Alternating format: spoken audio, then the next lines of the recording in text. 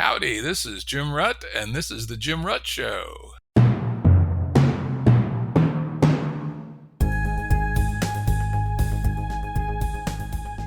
Listeners have asked us to provide pointers to some of the resources we talk about on the show. We now have links to books and articles referenced in recent podcasts that are available on our website. We also offer full transcripts. Go to jimruttshow.com. That's jimruttshow.com. Today's guest is Joshua Vial. Joshua is an entrepreneur, a programmer, and an educator. He's the founder of Enspiral, which we'll talk a fair amount today, and he is the co-founder of Enspiral Dev Academy, which we'll also talk about. And he's also starting to develop some interest in crypto, which we'll talk about at the end, assuming we have time. Welcome, Joshua. No, thanks for having me. Yeah, looking forward to this. For those folks interested who are regular listeners, we talked to Rich Bartlett, another one of the Enspiral guys, back some time ago. I don't remember the episode number, and it was a good conversation. We didn't talk about Enspiral too much, we did talk some. But this will be great to have a chance to dig in with you, because you are essentially the founder of Enspiral, as I understand it. Yeah. At the beginning, it was just me, but very quickly, I mean, a lot of the work's been done by lots of people. So in actuality, it's more of a co-founder, but originally I registered the domain in 2003 and used it as my personal consulting brand for several years. Why don't you tell us the origin story, right? Every superhero has an origin story. So how did Enspiral come about? Essentially, I was a software developer and a freelancer in the late thousands, and I got a lot more interested in social change. And instead of just being interested in business and sort of technology, it was very much a case of what's happening in the world, global issues, climate change, et cetera, et cetera.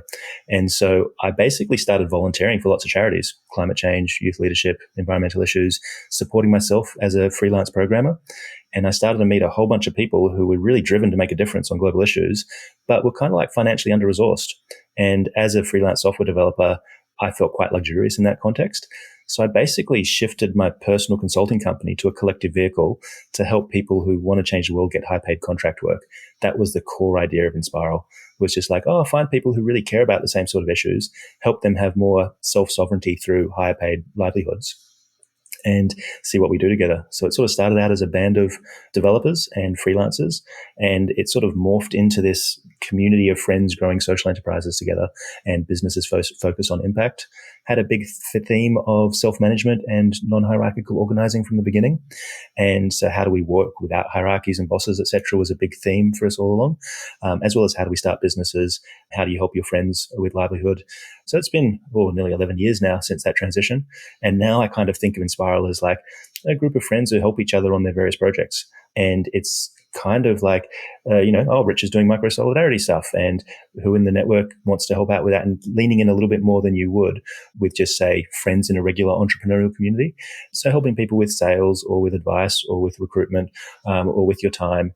And now I kind of think of it as a way of, I guess, people who want to change the world have hedging their bets a little bit. You've got your main project. You might spend 80, 90, 95% of your time on that. But how do you spend a decent chunk of time just helping the people next to you with their project going a bit faster? Yeah, very good. And Enspiral first came into my view about 2013 when a group of us were starting something called GameB. People want to learn more about GameB, go to game-b.org and go to the website. It'll ask you some cryptic questions. Just say, Jim Rutt sent you, and they'll let you in, right? So we're still in essentially not quite public mode yet. But anyway, we're not going to talk too much about GameB today. But anyway, we saw Enspiral and said, wow, this is a lot of the kind of things that we're talking about. The idea of non-hierarchical organization of self-work, employee-owned co-ops, clever, still, they weren't too clear in 2013. Maybe we can talk more about that today. But methods of collaborative finance, et cetera. And we said, this looks like the kind of future that we in the GameB world would support. And so it looks like what started out is pretty simple idea, kind of got some juice behind it and explored some pretty interesting ideas. Yeah, we definitely tried a lot of stuff, and a good chunk of that stuff didn't keep going. Like, we tried lots of things and they said that was a bad idea, but some of them really lasted. And some of the longest running ones, we're kind of still transitioning at the moment. So yeah, definitely learned a lot in that journey. So what's the structure? And I did look at something on YouTube that you presentation you gave. You talked about the idea of Enspiral having members and another category where they participants or contributors or something like that. Yeah. Talk a little bit about the structure of Enspiral. So this was one of the first experiments that we ran. Because if you think about Enspiral, the first year I had a private company, which was my personal consulting company. And I started just talking to lots of people saying, hey, do you want to change the world? Do you want to do contract work? Let's turn this company into a co-op. And let's essentially have it so that I'm not your boss. You're responsible for your own livelihood. You get 20% of what you earn, we put in the middle. We all do that. And then 80% is yours to control. And that was the core of Enspiral, was this sort of company. Did that for about 12 months. And then we were like, okay, we saw a lot of people starting other sort of companies and ventures. So there was a lot of activity in the community and network. And that's when we set up essentially the Enspiral Foundation. It is a limited liability company in New Zealand, which is structured like a co-op, though we haven't formally registered as a co-op because of the way co-op law works in New Zealand. It just kind of wasn't worth it. You can make a limited liability company co-op like, so it's functionally the same. One share per person. Shares can't be bought or sold. Shares don't have a value, or shares are worth $1. And so the members of Enspiral were the shareholders of that co-op. And this is the model we had of the community, is that it's not an open access community. It is a invite only community, and the members have the power to invite a contributor to the community. So you can think of the contributors as like one person who's kind of, knows a bunch of people in the group, values this new person enough to invite them in and kind of reputationally stake them. We're saying, oh, cool. Hey, Jim Rutt's a great guy. We've had a chat. Enspiral seems like a good fit. I'm excited to introduce him to Enspiral. I'll then fill in some forms and invite them in, and they become a contributor. And so members had that power. And then that was the main functional difference between them. Members kind of acted like the cultural stewards and the old hands of the group. And for a person to go from contributor to member was a consensus vote of the members. So essentially you didn't need, it was basically consent. If there were no blocks, that person became a member. And I think we needed a 75% participation rate amongst members.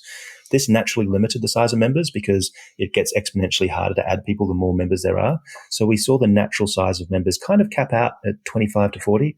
Only a few times in our history have we been in that 35 to 40 sort of range. Most of Enspiral's history, we've been in the 25 to 35 kind of members because of how social dynamics work. And then we also kind of saw a natural limitation on the number of contributors being around the sort of 100 to 150 people. Most of Enspiral's life has been more in the 100 to 150 range of total number of members and contributors. And once you start getting, I think we might have touched 200 once, you kind of start to get the limit of the social relationships. So that architecture had quite a limitation on our size, which I think was quite healthy and quite good.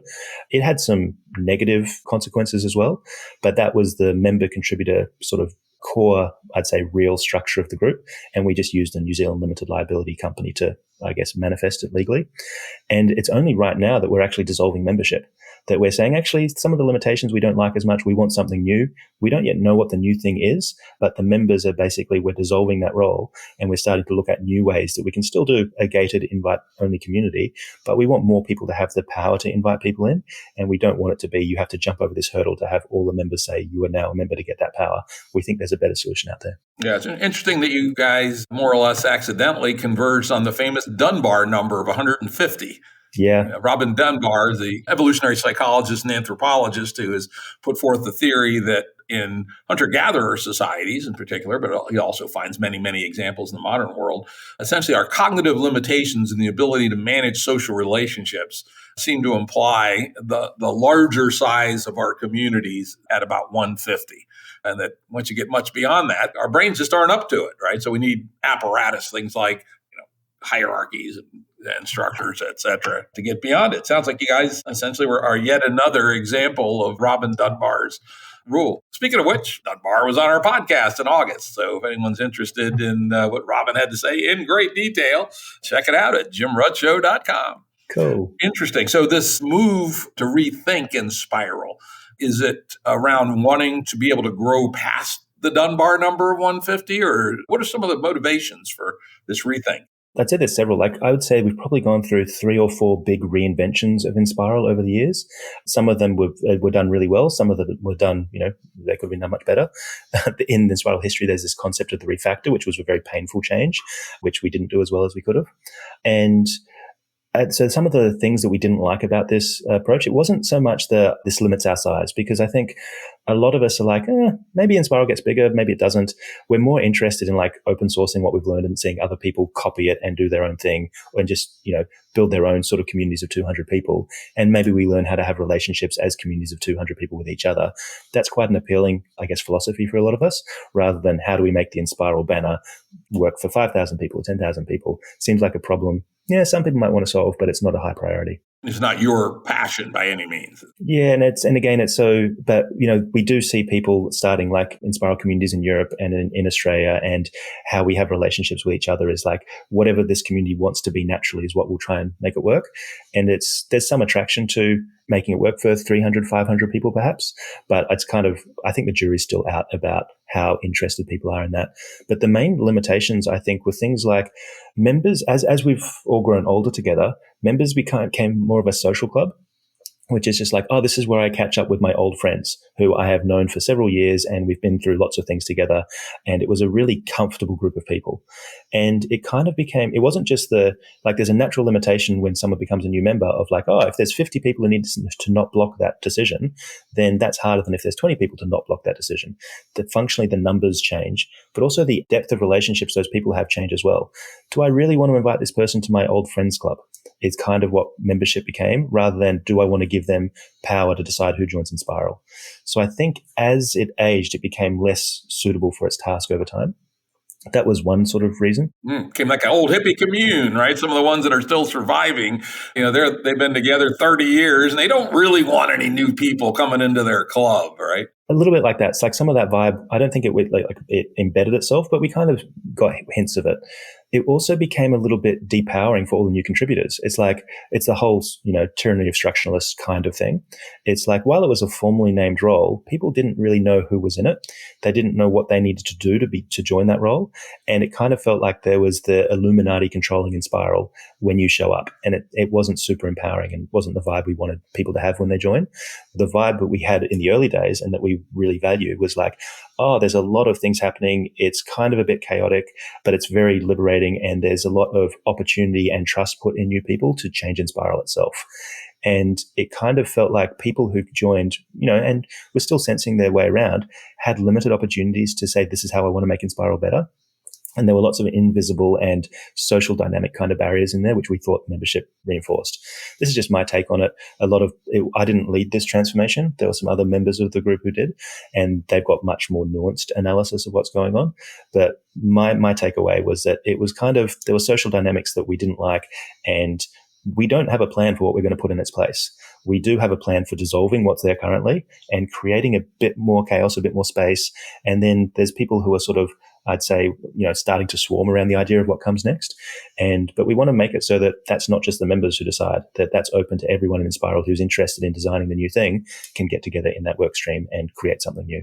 So it's kind of a big bet, because the member contributor thing was the thing which probably, a bunch of things worked for us, but that was one of the biggest things that worked for us, because there was this high trust person in the middle who invited every new person in. We had this incredibly powerful filter that a lot of people, when they joined Enspiral, were like, wow, there's lots of awesome people here, because of that curation process. And it does have impacts in terms of diversity and bias in your membership community, because you'll get lots of people who look like the early members. And so you start to see natural selection biases, which is, there's negative consequences to them, but it also gave us a lot of cultural cohesion that lasted the years through a lot of big ups and downs. So I wouldn't say it was a bad thing for us to do, but it's not the right thing for us right now. Yeah, very interesting. I mean, my home field is evolutionary computing. And one of the things we talk about there is the inevitable trade-off between exploration and exploitation. Exploitation, not in the negative sense of, masters and slaves or something, but rather in, getting good at what you're doing is exploitation, and exploration is exploring new things, trying new things out. And when you're building evolutionary algorithms, things like genetic algorithms, genetic programming, evolutionary strategies, et cetera, you're often tuning parameters to get at a sweet spot between exploration and exploitation. Same is true in the new deep learning technologies, the newer deep learning technologies, which have some of the same attributes. So, it might be that what you guys are going through is deciding that your current structure, at least as it's aged, is a little too stuck in exploitation, doing the same things it's done before, and it needs some dynamics to explore some more. Is that a fair way of describing it? Yeah, definitely. It's about burning something down so there's space for the new growth to sort of arise. It was funny. It was very interesting. You mentioned the issues around what in the network sciences they call network homophily, to the fancy way of saying that social networks tend to invite people in that are quite similar to the people that are already in the social network. And that does definitely work against diversity, at least certain kinds of diversity. But as you point out, diversity is in some sense in a trade-off with coherence. And, it's a very, very interesting question, which to my mind doesn't get talked about enough. We hear a lot about diversity, but I like to remind people that diversity isn't by itself a monotonical good. I mean, more diversity isn't always better, but there is some level of diversity with is optimal for a given task. Let's say a neighborhood. The example I give, suppose you live in a neighborhood of 150 families, and all 150 of them only speak one language, and none of them have a language in common. That would not be a very good neighborhood, probably. That would be maximally diverse with respect to linguistic ethnicity. On the other hand, everybody being exactly the same makes for a very dull neighborhood, too. But it might be highly coherent. So the question is, how do you trade off diversity and coherence and reach some optimality for the task at hand? Yeah, I often think about healthy tension, and that you want people who sort of have enough in common that they can effectively collaborate, but enough indifferent that it's worth having a conversation in the first place.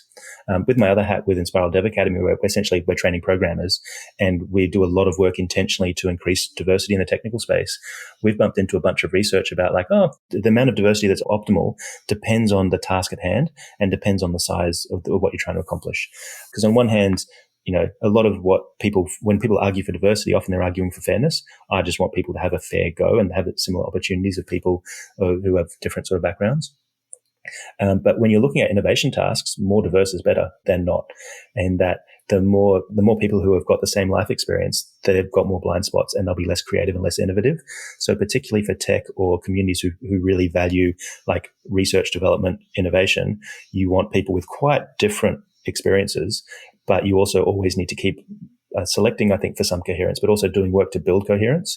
Because even if people start very far apart, you can do things which bring them closer together, so it's easier for them to have conversations. Yeah, well said. In fact, in the GameB world, we use the term coherent pluralism, which almost seems contradictory, but as our tension-laden idea that we want lots of pluralism, but for pluralism to really work, there has to be at least a small kernel of coherence that we all agree to. And that's kind of interesting, because obviously the first question is, how big is the kernel, right?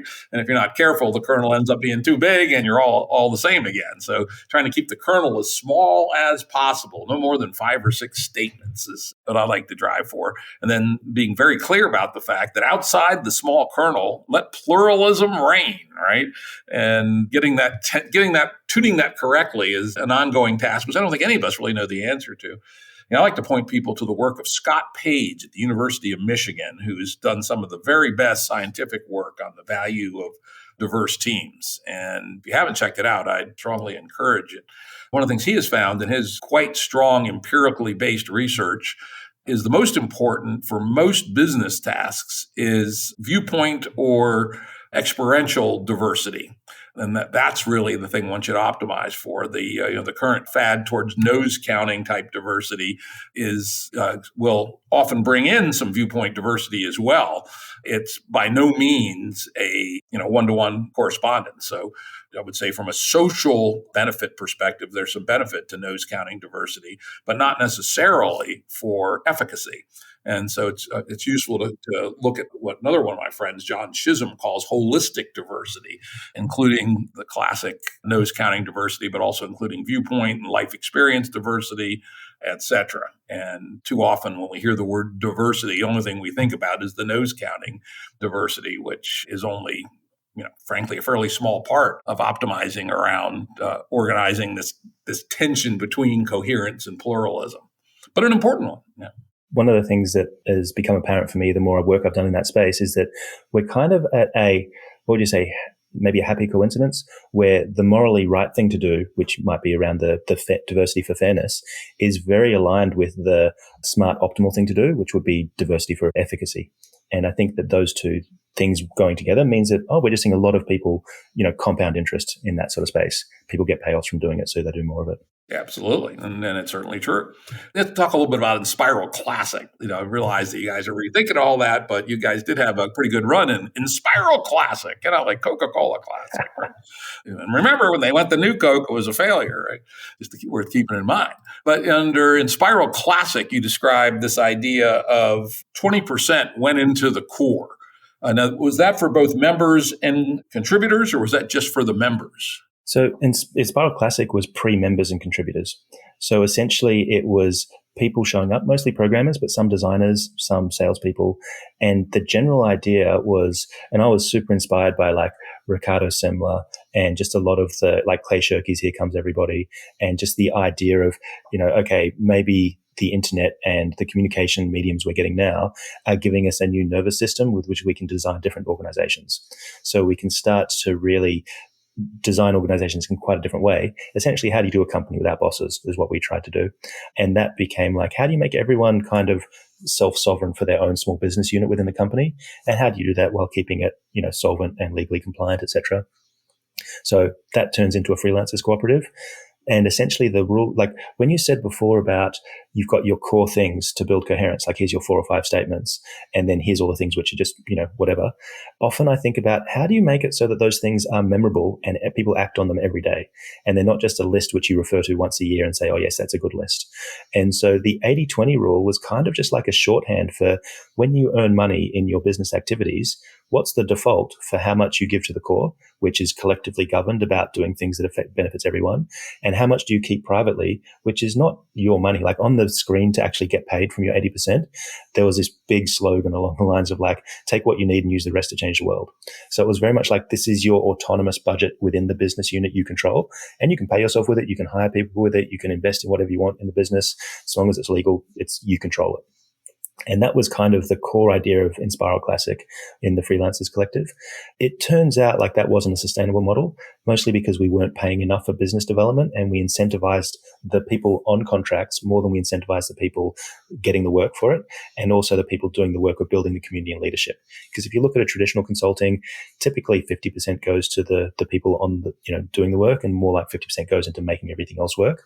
And even the general 80-20 split was just, we didn't resource the community building stuff, the leadership, the winning the work stuff enough, and we over-resourced the doing the work side of things, which meant it worked and it attracted a bunch of people, but it wasn't sustainable to last over multiple cycles or multiple years. So that was, I'd say, like Enspiral 0.1 kind of thing. But that got enough momentum, interest, people in the room, that there was quite interesting people we started to see that, who's doing different companies? So we started to see some product-based companies start. We started to see more straight entrepreneurship things. We had a law firm and accounting firm as well as this sort of programming cooperative. So there was a bunch of companies, or people starting a bunch of different companies saying, how do we do this in relationship with each other? So some of them were called like Enspiral Legal and Enspiral Accounting.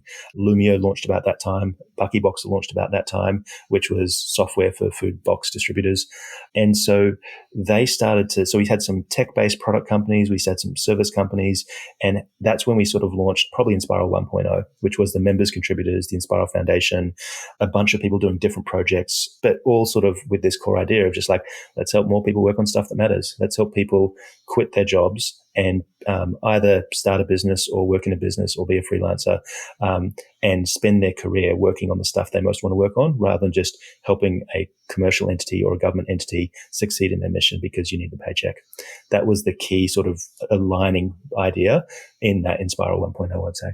Oh, very interesting. Yeah, I was my question, you already answered it, which was, well, what was that 20% for? And it sounds like it was originally for essentially the sales, marketing, overhead, admin, et cetera, function, which you mentioned 50-50. I once upon a time built a pretty good sized tech consulting company. I think at the peak we had 500 folks, and our target number was 45% for overhead, 45% to the employees, and 10% for profit. And so pretty damn close. So it seems like that's not a bad rule of thumb. Yeah, and I've seen a lot of consulting companies with finances which look fairly similar to that. But that the core idea of that 20% money was essentially we decide together what we do with it.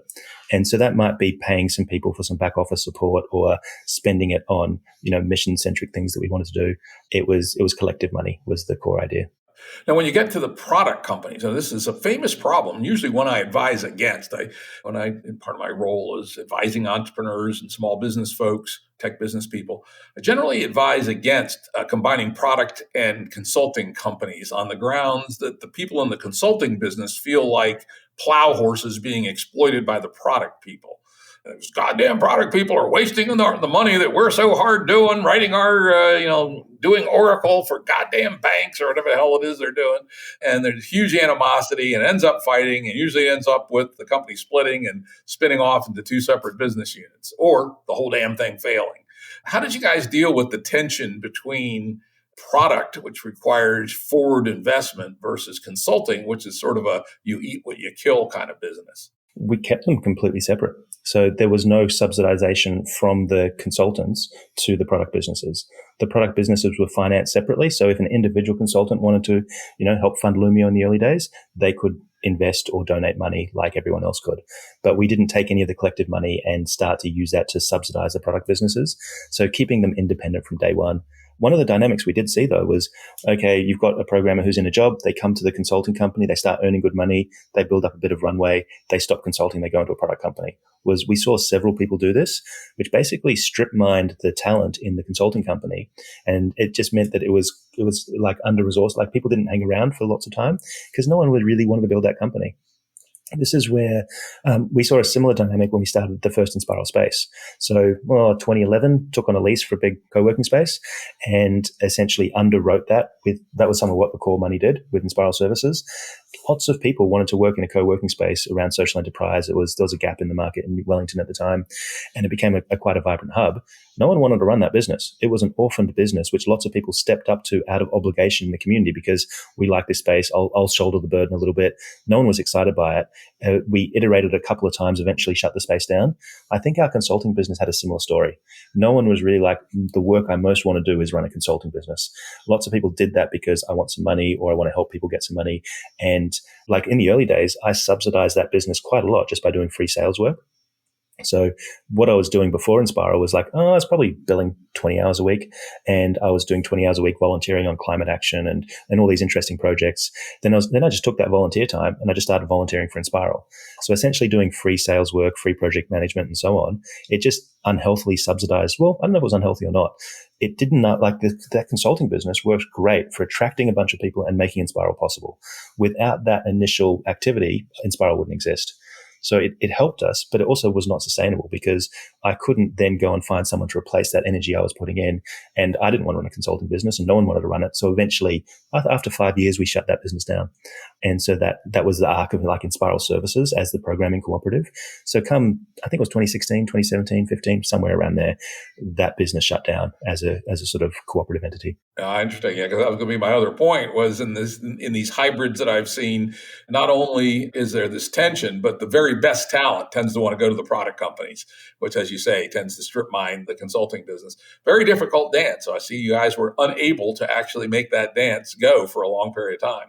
And I suppose it's a good warning that while volunteer labor to get a business up and running, such as yourself being the volunteer biz dev dude, is not sustainable. And when we're thinking about building enterprises, we have to think sustainable from the get-go if we want these things to go on into the future. And so I would say that's yet another data point of Rook's rule that there's an awful lot of danger in combining product and consulting businesses, even in your case where you kept separate legal entities, but in the same cultural ecosystem. Just damn hard to do. I guess it also depends what the intent is in a way. Like it's sure that model wasn't sustainable, but it made a lot of things possible. So some of the core consultants, they went and started a more traditional consulting company. They're doing a lot of social impact stuff. There may be 30, 40, 50 staff, something like that, offices in Australia and New Zealand. And they met and got a bunch of their initial talent from the Enspiral pool of people. And so on one hand, yes, the model didn't last over time. It wasn't a sustainable model, but I think it was a very useful model for where we were at. And I think a lot of the things we've done, this is why I'm so excited about shutting down membership. It's like it worked really well for us for a time.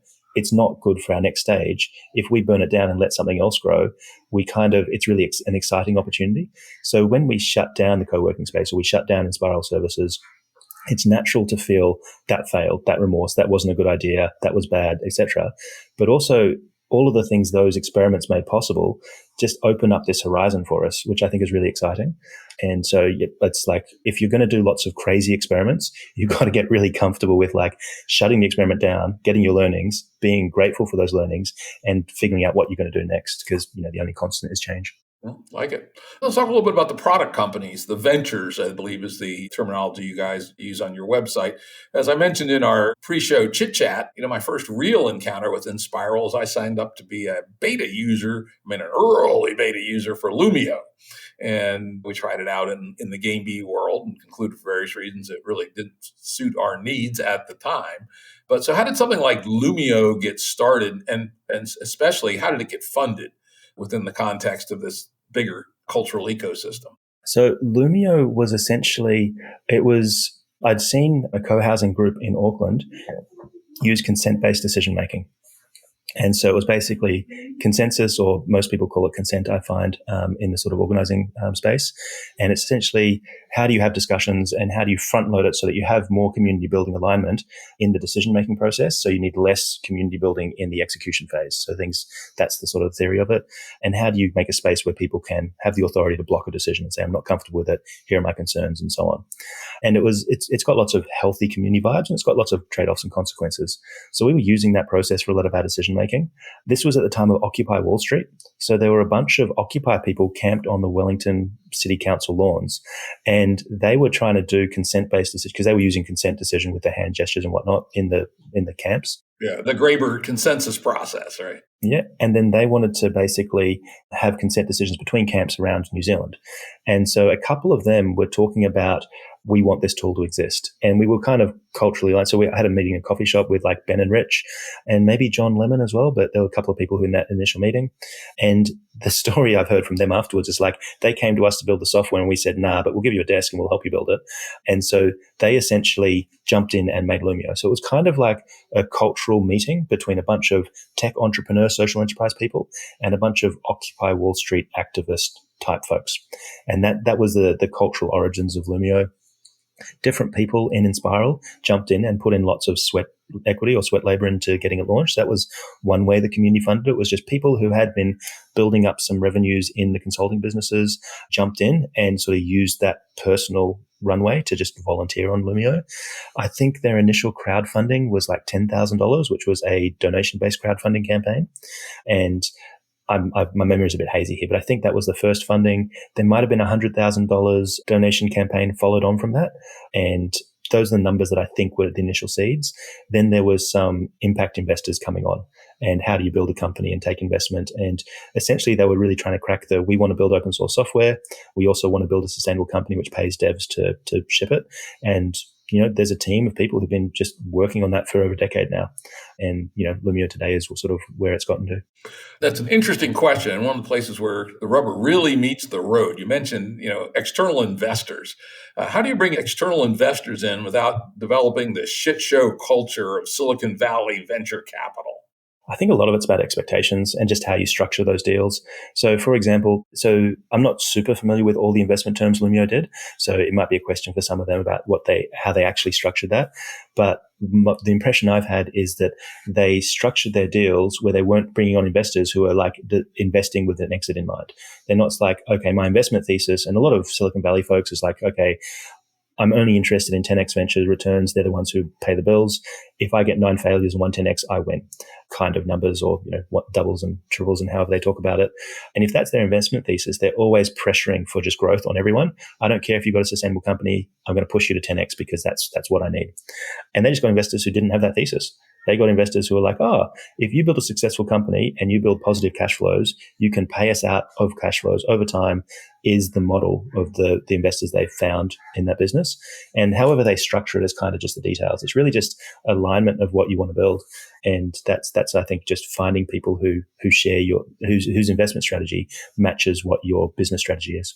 Yeah, that's actually a very good point. Yeah, I wish the VCs were only looking for 10x. Now they're looking for 1,000x, right? Oh, yeah. And I'll take 100 losses, right? Which has produced a whole bunch of garbage businesses. Oh well, different story for a different day. But yeah, finding people who are what people might call slow capital, right? Capital that will pay off over the long haul, but you're not looking to get out in 3 to 5 years, 3 to 7 years, typical venture capital time frame, is going to be a different pool of people. It might actually be people from the real business world as opposed to the world of finance. I mean, people who build construction companies or farms or trucking companies, they typically don't get rich real quick, not in 2 or 3 or 4 or 5 years. They build wealth over 25 years or sometimes multiple generations. And so people like that might actually be better sources of investors in a slow capital, cash flow payout type business as opposed to your traditional tech center VCs. Yeah, and I think that's where one of the early ideas of Enspiral was like, oh, we don't want to start a big corporation away. We want to create a network, but how do you have access to the talent in that network that you've got inside, like you've got the marketing and the legal and the accounting and the software, etc. So you can get access to people to collaborate on like projects, to stand up a project and then sort of swarm something and then walk away from it a bit. So more ephemeral type organizing was an idea at the beginning. It kind of worked a little bit. But the flip side of that is just how do you just grow the wealth of that community? How do you help people earn more money, have a bit more to invest so they have more crowdfunding oomph in them when people want to crowdfund? I don't think we ever really made that true. It was one of the ideas we tried to make true in the beginning, but it's just, that's a slow game. And a lot of people in Enspiral prioritized impact over wealth creation or wealth harvesting or however you want to think about it. So, but one of the ideas was, if we can just make this community of people who have the aligned values already a little bit more wealthy, maybe they'll have more oomph to self-finance ventures as they come through on terms which everyone likes more. It was an idea. I think it's still playing out to some extent. It might just be it's a slower burn than I was hoping for. Yeah, it might be. Just sort of thinking out loud because we're wrestling with similar things in the GameB world. Our next level of growth is to actually create on-the-ground communities called proto-Bs, some of which will have ventures associated with them. And, one of the questions we ask ourselves is how much is slow capital, like ventures built to, provide sustainable cash flows and meaningful work to people for generations, versus should we be in the business of building ventures to sell to increase our financial firepower, essentially? And we don't know the answer to that. Do you have any thoughts on that? I mean, that's sort of getting at what you're talking about there. If you guys had built some to sell, then you might actually have been able to achieve your goal of building a community of people who had more financial firepower. Yeah, I think it's also just, I don't think there is a right answer. I just think both answers have different trade-offs and that there will be different trade-offs, upsides and downsides for building stuff to sell and different trade-offs for building stuff to keep. In terms of speed, in terms of social dynamics, in terms of equality in the network, etc. One of the biggest things one lesson reflection I've got in the last 10 years, early on, like Enspiral 1.0, it became very venture-centric. We started this concept of ventures. We initially had a bunch of ventures giving equity to the foundation in the middle. We undid that because it didn't have healthy dynamics, it felt like. And the way that service-based businesses who were growing revenue and contributing cash, the dynamic with ventures who were giving equity, it just felt like we didn't like it. So we basically gave all the equity back to the venture-based businesses. So we became very venture-centric. We started to think of ourselves as a decentralized incubator or accelerator in a way. What I found was that, and the idea was you start lots of ventures. As the big ones get successful, they'll start to pay back to the community and contribute to it. I found that in Enspiral, the community became less relevant to the ventures the more successful they became. As a venture became bigger with more people in it, it would be hiring people with a more formal process rather than just grab your friends and jump on something. And all those new people coming in, they weren't, Enspiral wasn't relevant to them. And so the venture over time became less sort of like Enspiral is really meaningful to us as a venture, in which case there was a lot of reciprocity with the giving and receiving, and it became less relevant. And it sort of felt like you had to do artificial, unnatural things to keep a value flow going. So the best thing was for the ventures as they got bigger to become more like alumni of Enspiral, where, that's where we went to college. We've got fond memories. We've got some relationships, but it's not like a deep reciprocity relationship with a big value exchange of people, money, leads, etc. That was what naturally happened with us as we grew the venture ecosystem. The way we responded was maybe 2015, 2016 or so. We basically said Enspiral is a network of people.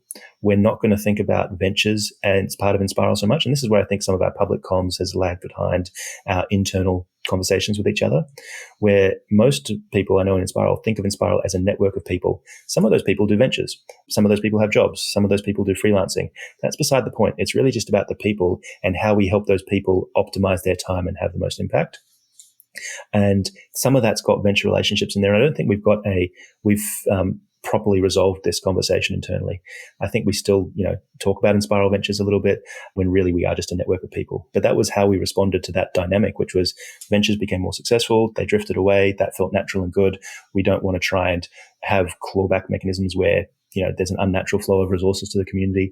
And it's really just about stay in relationship with people and stay relevant to people rather than businesses. Interesting. Because I will say, in our GameB world, one of the things we have thought about is something kind of like your foundation, where it would help seed ventures, which would go their merry way and sort of have a family relationship, but not necessarily real-time collaboration. But the foundation would still have a, say 15% economic interest in the spinoffs. And that could, particularly if some of them are built to sell, produce a compounding growth in financial firepower. But your perspective was that didn't seem natural as the separation started to occur. Is that fair to say? Yeah, and that's the choice we made. And some of it was a conscious choice. Some of it was just what's kind of emerged, I think. And I don't know how relevant that is to other people's experiences. But where I got to was very much like, how do we keep Enspiral the community relative to individuals as they progress throughout their careers? And maybe those individuals start to have more access to wealth. And then I think it's really, how does Enspiral stay important and relevant to those people, and a meaningful place to contribute time, money, energy, etc. And I also found that it also de-emphasized, it created a community where, you're an entrepreneur or you're an investor or you're a freelancer or you're working for a government agency or you're working in a big corporate. All of that is welcome. All of those are different personas. And how are you as an individual? What's your strategy for changing the world? How can I help you as an individual with your strategy? And that's where we started to emerge into, we realized the people who are happiest in Spiral were part of healthy small teams. And this is where we started our sort of small team movement. And this is where Rich has really taken it with micro solidarity as well. It's just this idea of sure, invite people to a big community, give them that wider context. But the top priority whenever I invite someone to Enspiral is cool, how do I help them find a meaningful value exchange with people in this community? Whether it's ideas or time or money or leads or opportunities, but something which is meaningful for different parties. So you want to find their meaningful value exchanges. You also want to find what's the small team they can belong to over a period of time, have relationships which are deepening with every interaction. And if you can get those two things happening, they'll probably be happy and they'll get value from the community. Whereas when you start to miss either one of those things, it becomes more likely that they'll say, Enspiral, I joined, didn't see much, that was something I did. Yeah, I like Rich's idea of crews, small teams, 5 or 6 people, something like that. That seems to make a lot of sense, particularly for early stage ventures, though, as I've in my conversation with him, I pointed out there are some ventures which inherently require a lot more than 5 or 6 people. I mean, there are ventures that require 200 people to execute on them. And so when you're choosing a small team-based approach, you're sort of ruling out a whole lot of potential projects that require bigger teams and some a deeper form of collaboration. Yeah. And he agrees. But he says at the moment he's just focusing on crews. He does believe there needs to be a way to orchestrate crews for higher level things like how are we going to get to the stars, right? You're not going to get there with 5-man teams, but you might get there as a constellation of 5-person teams who are coordinating themselves in some fashion, which we don't yet fully understand. Yeah. And to me, that's where the question is, well, what's the intention of that organization? If you're trying to build spaceships, that's an intention, and you'll need to structure an organization of a certain way to build spaceships, capital, people, etc. If you're trying, and saying Enspiral is not in the business of being a business in a way. It's a community. Its funding model is individuals who get value from Enspiral, chip in a little bit, the way you do a club or an association. You structure the economics so that that's enough to pay for the energy needed to keep the community coherent. And in that way, it's if you need to launch spaceships, do that. But the idea of Enspiral is sometimes I think of it as an intentional contributor collider. How do you have this selection process and this attraction process where people who could have meaningful economic relationships with each other can bump into each other? Maybe you can meet your future co-founder there. Maybe you can meet someone you will hire or someone who will hire you. How can you find collaborators on freelance projects? How can you find people who've got ideas which will inspire you and change your career? That's kind of the purpose of it. And so in that way, I just want people to bump into each other. And if they do want to launch a spaceship company, sure, go launch a spaceship company, structure it however you want, finance it however you want. Hopefully some people in Enspiral helped you meaningfully in that journey, so that we just sort of nudge more people so that they've got opportunities to work on the stuff the world most needs and the stuff they most want to work on. You mentioned collision, so that's a good time to branch into face-to-face or virtual or both. One of the reflections I've had about what worked for us in like Enspiral 0.1 and 1.0 and 2.0, etc., was we had 6 monthly retreats, which were in person. And it was the people who showed up to those retreats, and they were 3 or 4 days, quite transformative, a lot of gathering culture, and facilitators hosted those experiences. And it was really, it's where a lot of us grew in terms of our relationships with each other, but also individually. And so without them, no Enspiral, I'm sure of. Those face-to-face gatherings were what built our community. And so one of the heuristics I had at the time, use in person to establish relationships and use online to maintain them. That's my theory of strong weaks and weak links, that online is inherently weak links and face-to-face tends to be strong links. And if you can establish strong links in meet space, then you can leverage them in the virtual world. And then the quality of the virtual relationships are much stronger. Yeah, and it's also, but because I've seen a few, gathering cultures and communities where you get to the gathering, you meet, you said transformative, you've got a good relationship with people, you disperse, you come back again in the future. And it's in a community, and like Burning Man's a good example of that, of like this big community who've gathered because of this transformative experience they have regularly. And one of the things in Enspiral is like, what if we intentionally create reasons for people to spend time with each other between the gatherings? And the best way to do that is pay them to work on stuff, whether commercial opportunities or startups or projects, etc. And so I think you can also do intentional design so that people have reasons to collaborate and they have enough incentives and motivations to collaborate, and then they go to the next gathering, etc. And so we've kept that rhythm of 6 monthly gatherings in Wellington since 2011. And I don't think that rhythm's been broken. And sometimes it's got different dynamics to it. And but that gatherings was central to who we were. How did you do that during COVID? I'm curious. I think we just got lucky with the timing in New Zealand, in that the 2020 gathering, it happened just before COVID launched and everyone went into lockdown. By the time we hit the winter gathering in New Zealand had gone through its lockdown, and we were essentially COVID-free because of the country. I think Europe had to cancel a bunch of gatherings. I know Melbourne has had to cancel a bunch of gatherings. So the New Zealand community was fortunate to keep that string unbroken. The other communities were like, they're still restricted by how they can gather and when they can gather. And I think that, so luck for the Wellington people. Interesting. So let's talk a little bit about the geography. You mentioned the Wellington people, the Melbourne people, the Europe people. As Enspiral has grown, it initially was all New Zealand people, as I understand it. And then over time, you built nodes out in these other locations. What did that do culturally? And do you consider it one big family, or do you consider it kind of a loosely coupled confederation? Yeah, so ironically, early Enspiral was very international. Like I think on the homepage, when I was building this programming cooperative, we had a live counter of how many people, how many countries, how many cities. And I think we had people in like 6 countries in the middle of that 0.1 period. I was very excited about remote working and finding people wherever they were to collaborate with on consulting projects. So we had a lot of clients who I'd never met in person, and a lot of contributors or sort of freelancers who I'd never met in person as well. And it was very fast and loose, and probably a little bit irresponsible in how loosely people recruited into that. So there was this big international push. So from the early days, I had people like in Byron Bay, in Hong Kong.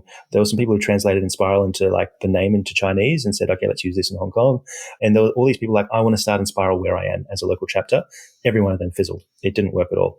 And it was a little bit like, I just think, friction or like energy, which wasn't sustainable. And so where we got to was like, as we grew the community, people would naturally move around because we had mostly young people, a lot of people through life reasons just moved to different places. We had a bunch of people from Melbourne who were excited about Enspiral, so started making trips to New Zealand for our retreats. And then they got excited about building a community in Melbourne. We also had some people from New Zealand who moved to Melbourne. And so there's 4 or 5 key people there who are kind of like, they've been in Enspiral as individuals. They are now living in the same place. And now they're thinking about, I wonder if we're going to build a location-based community. The European folks are very intentionally like, we want to build a cluster in Europe. And so as people who are in the network move and meet others, they want to start communities where they are. And that's kind of where we're at the moment. I don't think anyone knows what will be in terms of, will it be a loose confederation where there's a name Enspiral and it's very loosely held, or will it be a very tight confederation where we've got quite meaningful value exchanges between the communities? some narratives in the network that I've seen and I've been part of was like, we got really excited. I got really excited and some other people did too about, we've sort of figured out this model where we really love this community of 150 people we've made. And we're demonstrably changing people's lives and doing useful things with people over a multi-year period. What if there were lots of these communities who we had relationships with? And maybe some of them are called Enspiral and some are not. But what if we had meaningful community-to-community relationships? And we started to think about things like unconferences or convergences where we all go rent a bunch of houses in some place in the world and have people from all these different communities come and meet and interact with each other. We had lots of ideas about formal ambassadors in other people's communities where it's like, let's trade ambassadors so that we all know what's going on a little bit. And we tried stuff like that. I wouldn't say it's active at the moment, but what I think is active is people in the core of Enspiral go to different places, meet different people. Some of those people say, I would like to host a local community. And they have the energy, the resourcing, and the skills to effectively facilitate that community. And then we're seeing a couple of nodes growing. So there's one in Europe, that's the biggest. There's another in Melbourne, that's the smallest. And there's one in Wellington in New Zealand, which is the OG sort of crowd.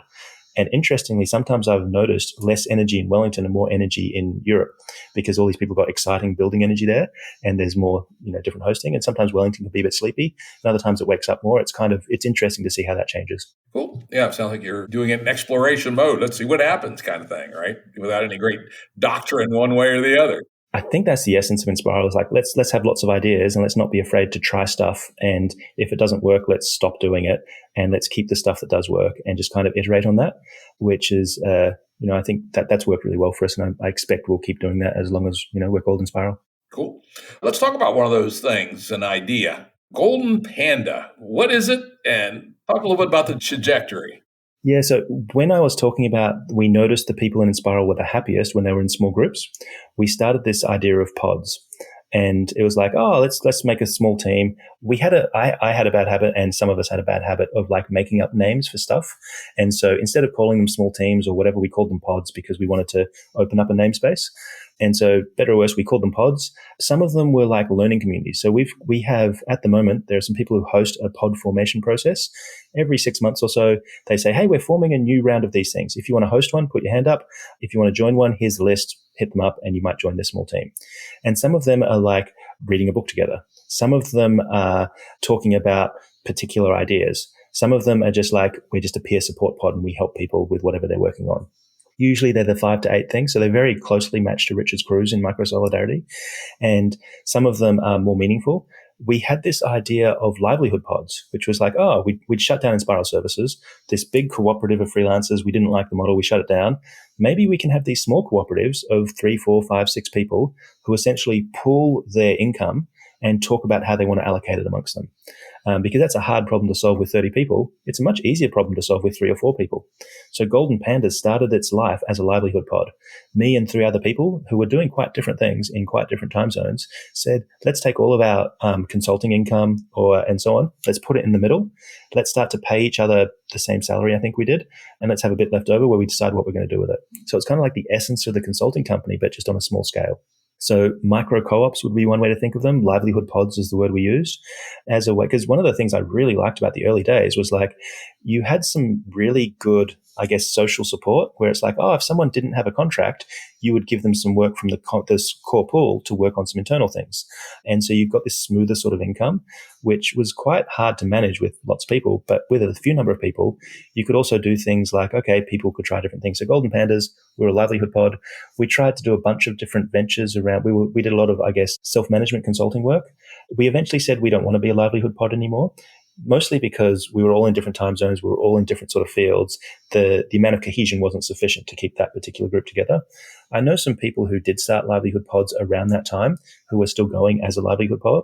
I know some others who have started a livelihood pod and then morphed into a more traditional consulting company. So there are some people who, we just experimented, we tried some things. So Golden Pandas stopped being a livelihood pod, and then we're like, but we really like this peer support of this.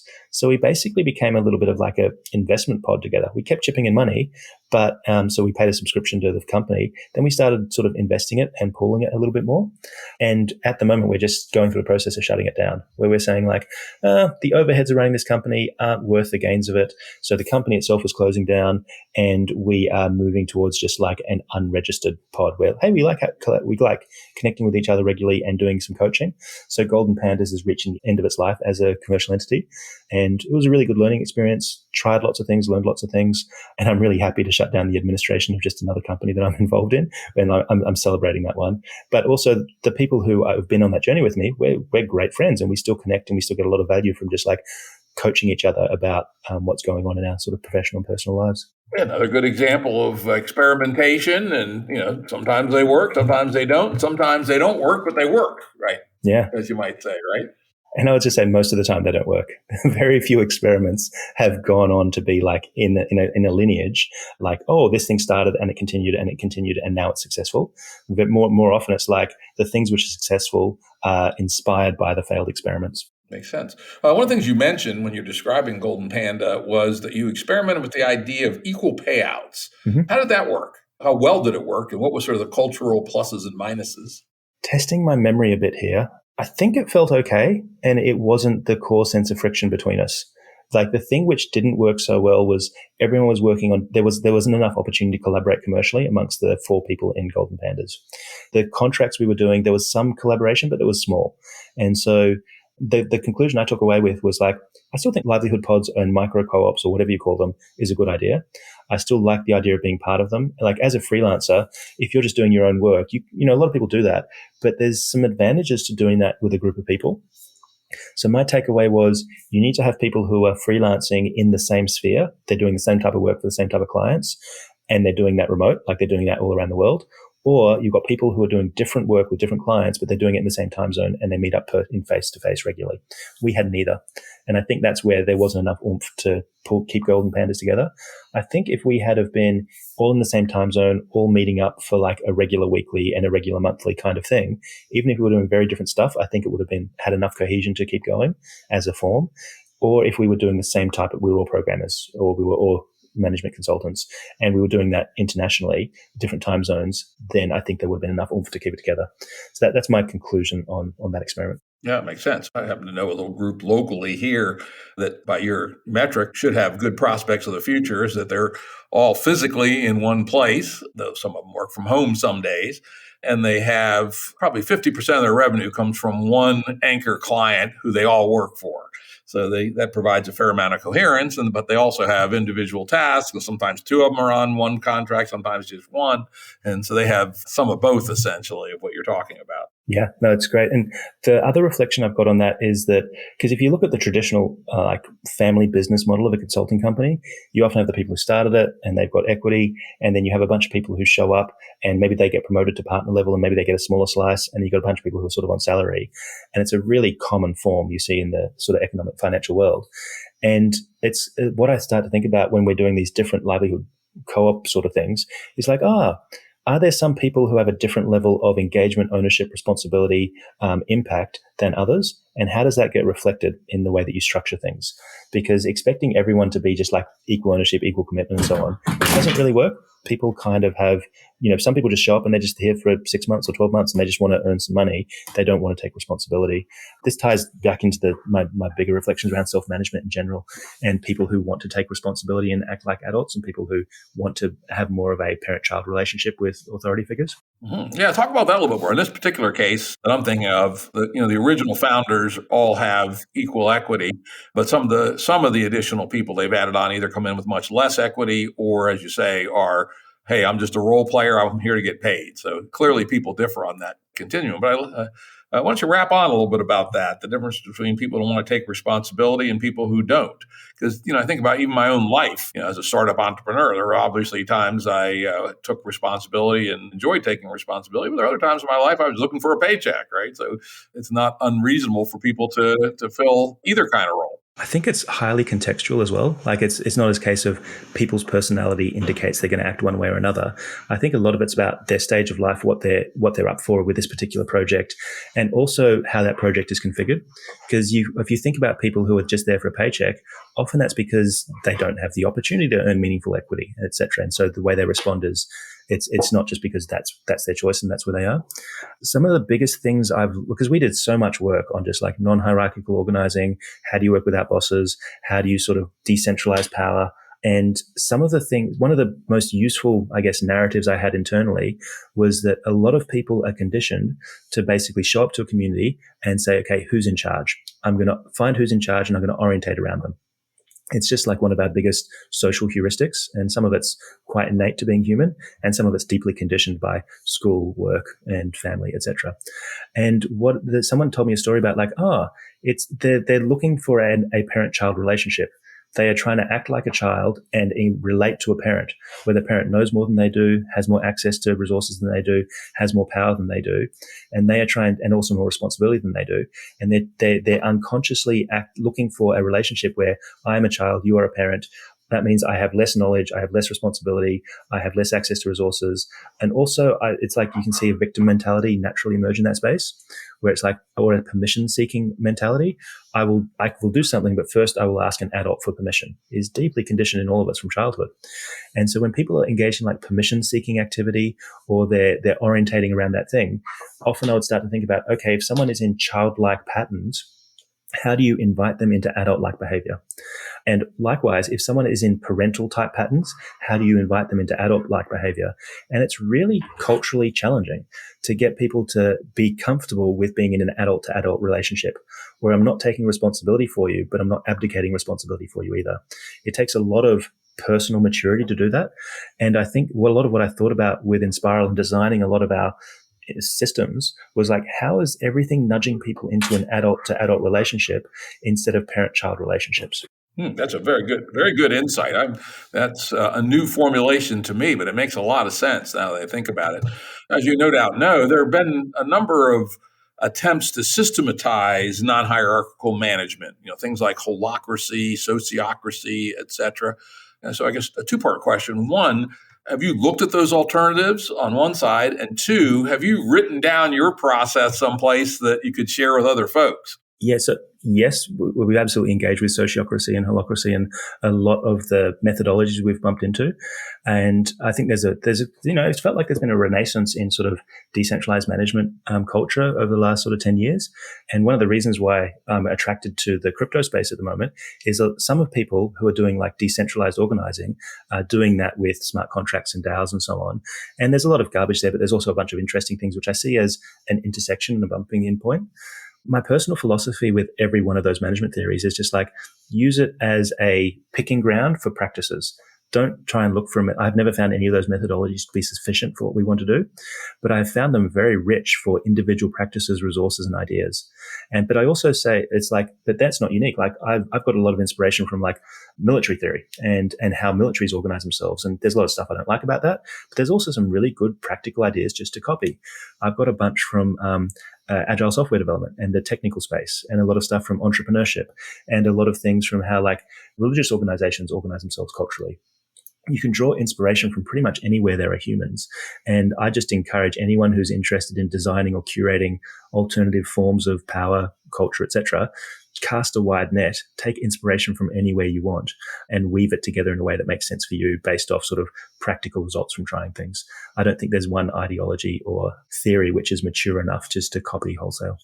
Do you have a compendium or an online resource of how you guys did it that people might be able to use as one of those places to look? So we've intentionally tried to open source as much as we can. So one is the handbook at Enspiral, so handbook.enspiral.com. That is where we've written down a lot of like our formal agreements in the community and some guides about how we do things, and just tried to surface more little nuggets that other people might find value in. We also wrote a book called Better Work Together. I think 12 of us, 10 of us, something like that, authored a chapter each.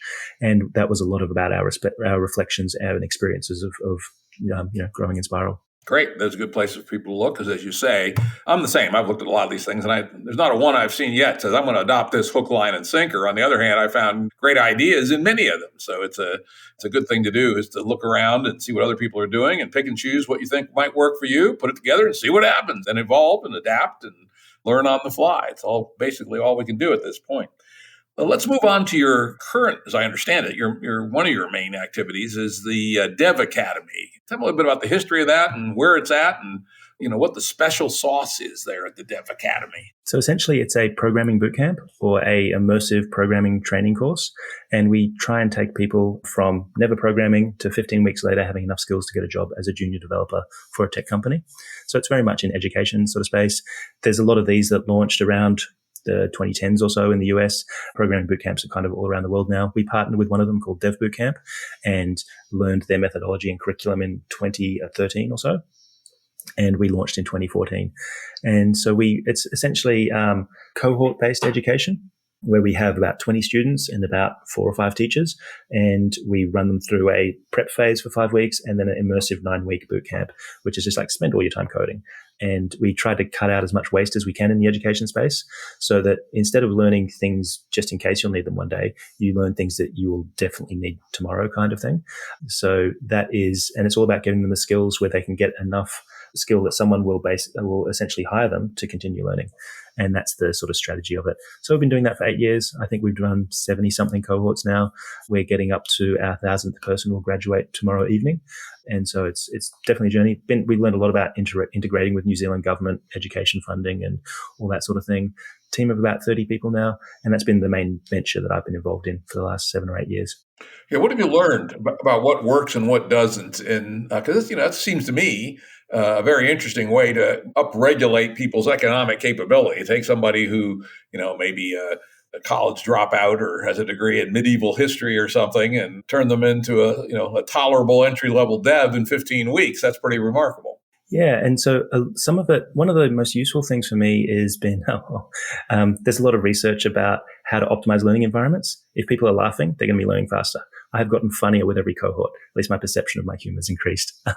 But that's more seriously, I would say, there's a great line from the inner game of tennis in like the 70s, where a tennis coach was having students who were studying with them for 6 weeks, beating students who studied with someone else for 6 months.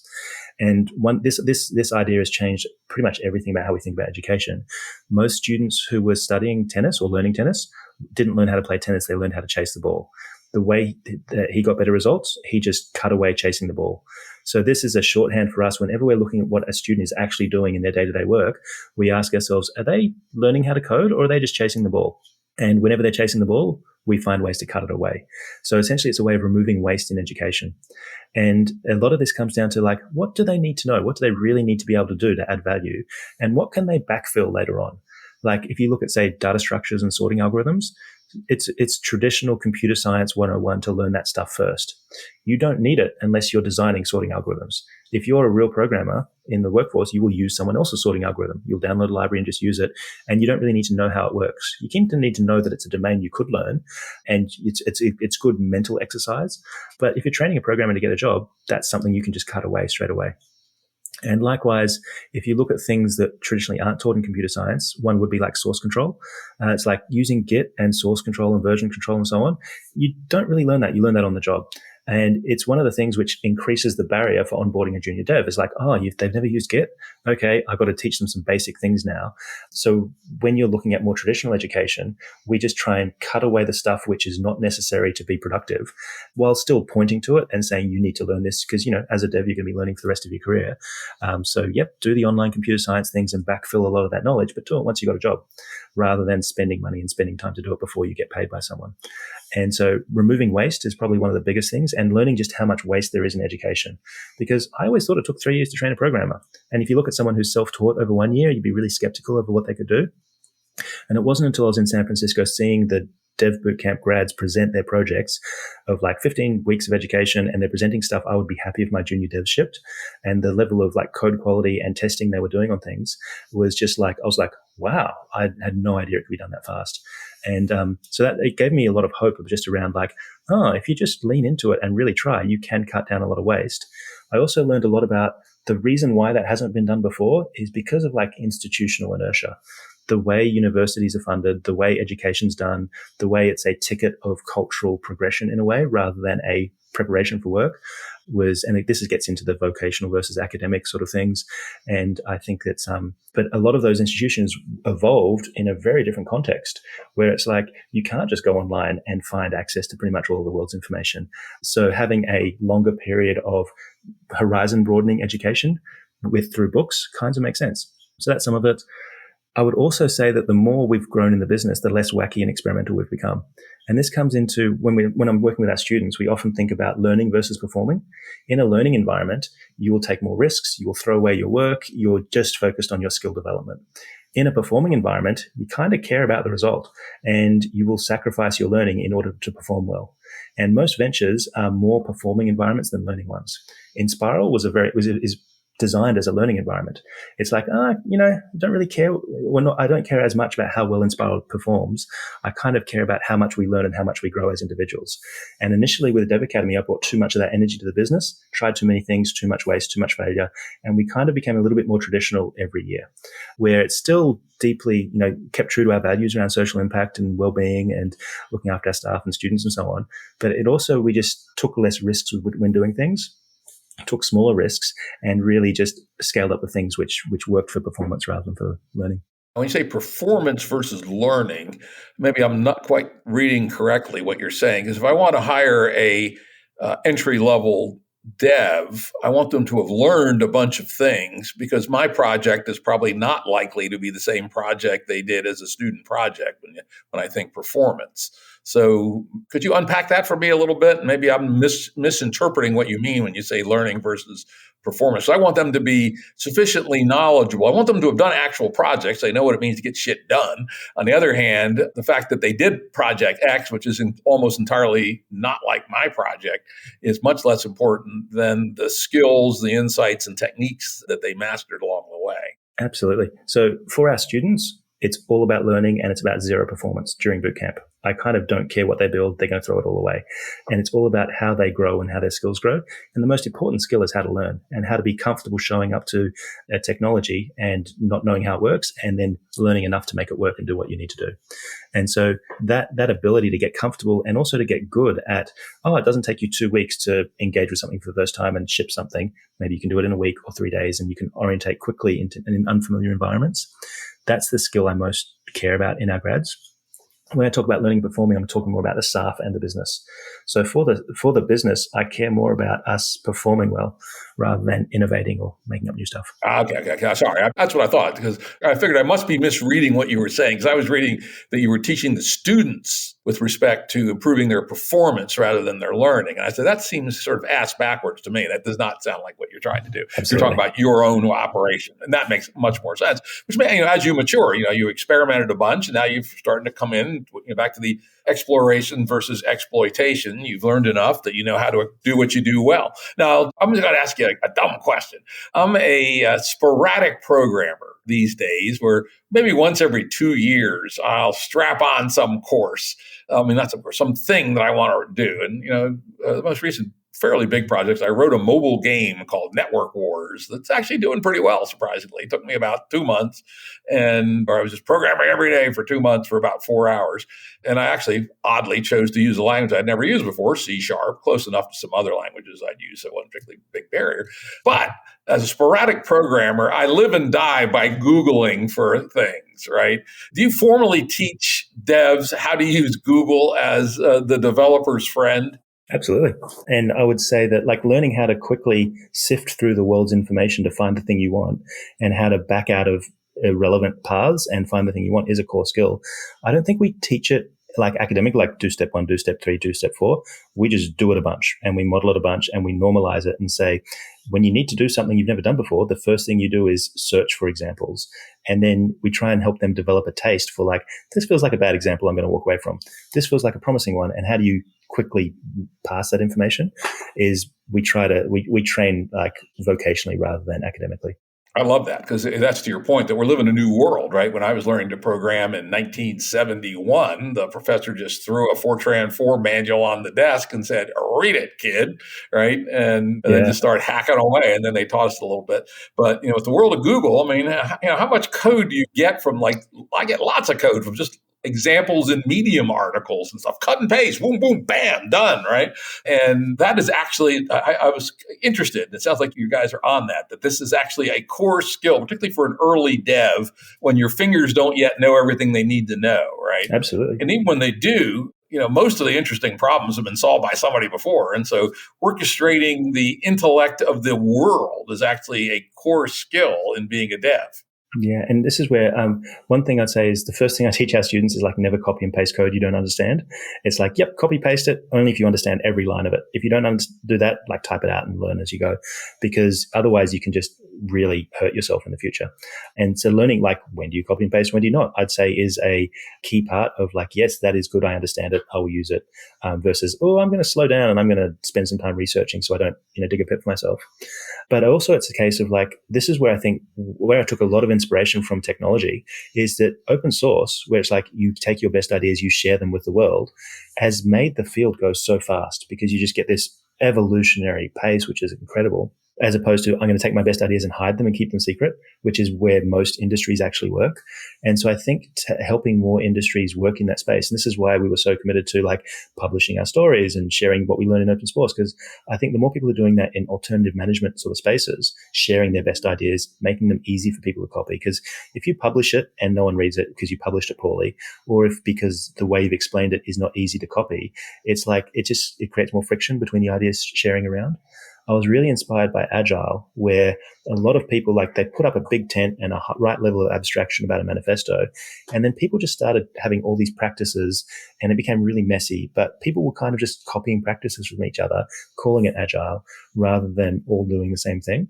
And, a lot of great stuff got developed by that movement. Indeed. And ecosystems really matter. One of the things I've just been amazed at is the power of the Python ecosystem because it's so oriented towards sharing and open source. And I'll have a good friend of mine, Peter Wang, is the CEO of Anaconda, which has been an amazingly powerful player in the Python space and encouraging an open source ethos across the whole ecosystem, et cetera, and has allowed Python to come on over the last 18 or 20 years or so from being a kind of a obscure. I first learned about it when I was at the Santa Fe Institute. It was used by people in kind of the same way you use Perl or something as a power. And that's how I learned it, is essentially a better form of Perl, right? And now it's this unbelievable power tool across all kinds of domains, particularly in data analysis and AI. And a lot of that's around the ethos and culture of sharing. Yeah, absolutely. And this is where I think you can look at the technology itself, but it's also like the community around it is like a living organism in a way. And one of the things that I often thought about with like organizations is like, okay, you've got your systems, your structures, your rules, your agreements, your crystallized formal processes in a way.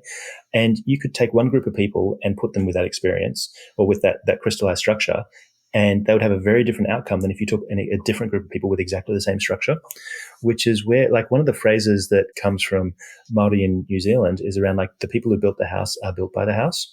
And that's one, I observe that so strongly with Enspiral, where the people who evolved Enspiral were changed by that process together.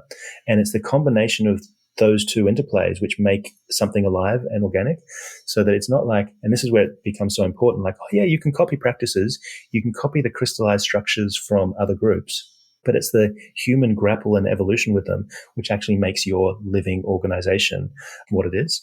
And I think it's the same at a big scale with like, hey, Python, you can't really separate Python the tool from Python the community. The two interact with each other in a really meaningful way, which is also what I'm seeing in the blockchain space, where it's like, because you've got smart contracts, which is software, and you've got people, and it's like the interactions between the cultural and the technical is what creates different sort of possibilities. And so it's fascinating just treating groups of humans like living organisms rather than like mechanical structures. They're grown, not built. Absolutely. Perfect transition. We're getting close to the end of our time, and I wanted to leave a little bit of time to talk about your adventures in crypto. Your Twitter handle, you've changed to joshuavial.eth. I'm sure that's not a coincidence. Yeah. Tell us a little bit about your excursions into crypto land, why it's interesting to you, and what you've learned so far. As a long-term technologist, crypto was pitched to me as Web 1, we organized the world's information. Web 2, we started to build an internet of relationships, and you saw social media and all that. And Web 2 was also captured by the corporates, Facebook, Google, etc. They dominated, and they pushed out the free anarchic Web 1 kind of vibe. And the thing about Web3, people were saying was hey, we've built the internet of money.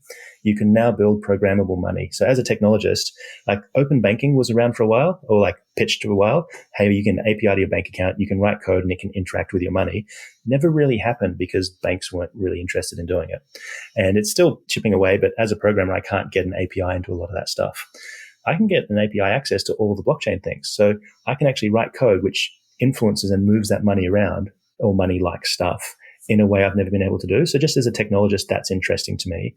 But the other pitch was maybe in Web3, we can not have the corporates win, and we can have citizens win and own and govern the thing. And what if Facebook, you actually governed how they worked and you had a binding vote over what Facebook could do or could not do. And as a regular user, you controlled that system rather than some corporates controlled that system and did bad stuff to extract rent from a whole bunch of, the world's population. That seemed exciting to me. And so that got me to sort of pay attention and dive in. Then when you start to see the intersection between technology and code and communities evolving together, like I mentioned before, that was interesting. And then you've just got this whole bunch of speculation and noise and get rich quick rubbish, which I've just had to put blinkers on. Whenever you see that kind of behavior, just go, okay, that's not interesting, move along. They are building out a huge amount of technical stuff, though, as they try and do these random get-rich-quick schemes and whatnot. But programmable money, digital money is still in the mix. When you hear NFTs, you often think about JPEGs and stupid stuff. But when I hear NFTs, I think about programmable digital property, where you can start to have digital property which you can write code to influence, where you can do stuff completely differently. And so I think that amongst all this speculation and hype, there is a massive amount of real value being created, which I find fascinating. Because I've heard, I think Rich described Enspiral as we tried to do a DAO before you had smart contracts. Was that distributed autonomous organization movement about how do you have autonomy and lots of things, and people working together without having a boss and asking permission and, follow the protocol, not permission kind of thing. That ethos rhymes with Enspiral quite a lot. And also a lot of it, the culture of it feels a lot of animosity between, what we value. So I just started paying attention. I think it was probably Gitcoin that got me over the line, where the Gitcoin crew was talking about how do we fund digital public goods. And one way I thought about Enspiral in the early days was voluntary taxation.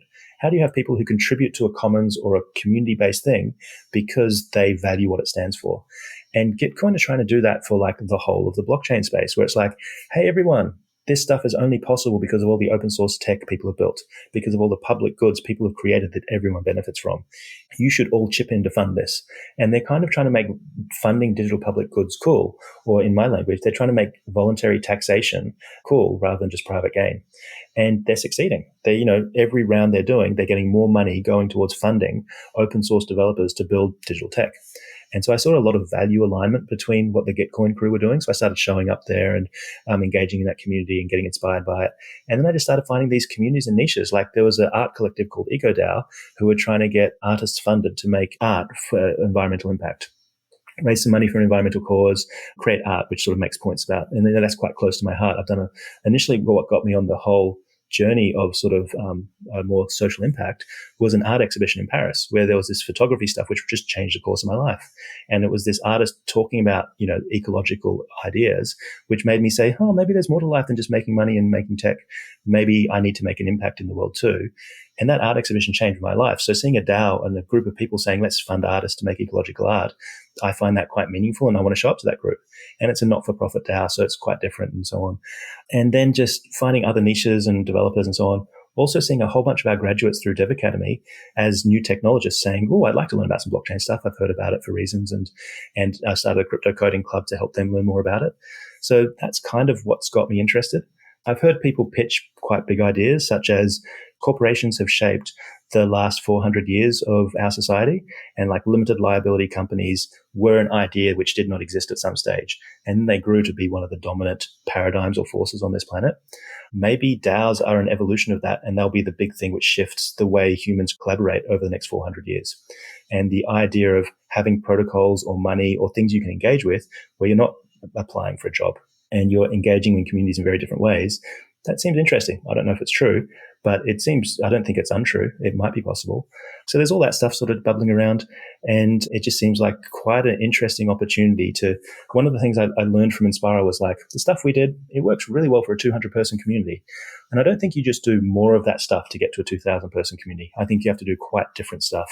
And my sense is that even if all of the blockchain space goes mad and does stuff I don't like, the tech they build will be useful for me to use to do things like engage with and participate in building 10,000, 50,000, 100,000 person networks, or whatever we call them, entities which have a significant amount of financial resources, a significant amount of cohesion, and just enough oomph to do some quite meaningful work. Because when you look at climate change, etc., there's just a lot of work to do. Yeah, well said. I dabbled in crypto back in 2016, 2017, actually helped design one of the fairly successful coins, but I walked away from all the fucking sleaze bags. I mean, I was part of the .com bubble, saw, suits and sleazes show up in 1998, 99. The sleazes that showed up for crypto in 2017, 2018 made the Coke dealers of 1977 look honorable and good, right? And so I kind of retreated from the whole field for a while. And unfortunately, I kept some of my coins. But now I'm like you, I've come back and said, all right, despite the bad motivation of many of the folks involved in these various crypto projects, some amazing things are being done, particularly in the smart contracts, particularly in DAOs. And so I'm now revisiting the space saying, all right, what can we use this amazing technology for? And I expect there's a lot, right? Just like, after the .com bubble crashed, it was not the end of the internet by any means, right? A whole bunch of things got funded and developed, which were the basis for what then became, Web 2.0, essentially, which unfortunately didn't live up to some of the things we hoped it would be, but certainly built some major industries. And I expect that a lot of this fluffy, half scamish crypto stuff will go away, but some amazing tools, techniques, and even conceptual ways of approaching collaboration coordination will go on to have very meaningful impacts in the future of humanity. So I'm getting my nose back into it too. Yeah, and my experience has been a lot of stuff out there that I don't agree with and don't want to participate in. You kind of got to put on your mental detergent a little bit, or brain jacket, or however you think about it. But the Gitcoin crowd, I found a bunch of people which I was excited to collaborate with. What the Regen network on Cosmos is doing, like the way they're talking about ecological things, I'm really excited about. And I've just grown this group of projects which I quite value the people involved in and the work they're doing enough to start spending time on it. And to me, the idea of like Schelling points, or how you build collaboration systems where people who can't communicate with each other will naturally collaborate towards a clear goal, that feels like the Aikido the human civilization mostly needs. And so a lot of the reason why, I got an NFT as my profile picture on Twitter and I changed it to joshuavial.eth was just as what's it look like to participate in this community without compromising what's important and buying into a lot of the garbage. Is there any other worthy projects that you'd like to call out? There's an opportunity to, give them some publicity. I would say that, so Rich and Micro Solidarity, I think Rich has done the best of actually communicating a lot of the core essence of Enspiral and building a playbook that people who like some of this stuff can just action and copy. So that's definitely something I'd shout out on. I'd say Gitcoin again. I'm very impressed with the way they operate and the culture and the values they're doing. And I would probably also say the developer DAO. It's for the technologists out there. The developer DAO is just trying to help a whole bunch of Web 2 devs learn to be Web 3 devs. And it's a really good community buzz and vibe. And it doesn't have much sleaze in there. Or I haven't seen any sleaze personally. So they're the ones which are getting my attention and I'm really engaged with. Well, thank you very much, Joshua Vial, for an extraordinarily interesting conversation across some very important topics. It's been great to have this opportunity to have this conversation. Yeah, thank you. It was lovely. Production services and audio editing by Jared Janes Consulting. Music by Tom Muller at modernspacemusic.com.